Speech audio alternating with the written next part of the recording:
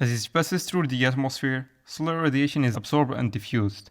Even on a clear day, up to 30% of the incoming radiation is absorbed. On the ground, there are several types of radiation. Beneath Earth's atmosphere, solar flux is divided into three components: direct radiation, which comes directly from the sun, and it can be reduced by clouds or by any obstacle, such as buildings or trees, etc. And diffuse radiation, which corresponds to the radiation received from the celestial vault apart from the direct radiation.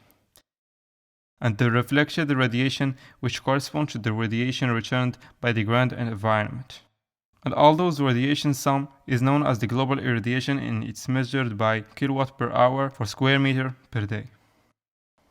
The incident solar radiation at the site can be measured using a pyranometer, which measures the global solar irradiation.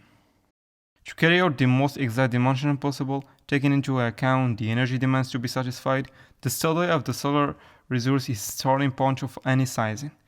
This study is very essential in the field of solar energy in order to simulate the probable functioning of the energy system to ensure its interest and its feasibility.